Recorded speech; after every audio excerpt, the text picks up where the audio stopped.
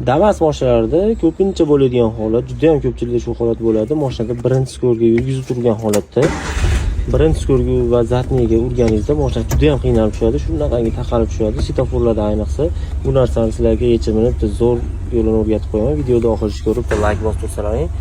Albatta foydali video bo'ladi. Qaranglar, bu mashinamizni ham mana yurgizib qo'ydi. Yurgizib turib, birinchi o'rinda qiladigan ishlaring mashinani skorga urib olasizlar.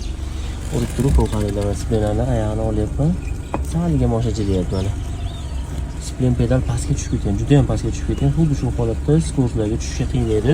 Xuddi shuni to'g'rilashda sizlarga hozir bitta 10 kulish bilan o'rgatib qo'yaman. Xudo xolasa videomiz albatta manfaatli bo'ladi. Bu mashinani o'chirgan holatimizda oq eshikni ochib olsak, mana ko'rsating, mana bu joyda 11 bilan 10 kilo tushgan joy. Xuddi shu joyda 2 rezba qatiraydigan tomonga urib qo'yasizlar. Hozir men sizlarga ko'rsatib beraman. Xuddi shu holatda ushlab turib, 2 rezba qatiraydigan tarafga burab bersalar, xudo xolasa muammolaring albatta hal bo'ladi. Hozir men sizlarga bitta buni rezultatini ko'rsatib beraman.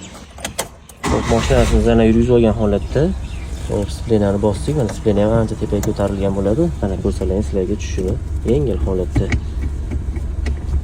Zatniga xuddi shu holatda tushyapti. Mana ajratishi ham teparoqqa chiqadi. Mana ko'rsalaring, ozgina qo'shilsa, xuddi shu muammolar bemalol bartaraf bo'ladi. Xudo xolasa videomiz manfaatli qolishi uchun Damas va Labu hadidiyongiz do'stlarga jo'natib bersangiz, albatta foydali video bo'ladi. Like bosib, qo'llab-quvvatlab turasizlar. Xudo xolasa bundan foydali videolar sizlarga ulashda davom etamiz. Joninglar sog' bo'lsin.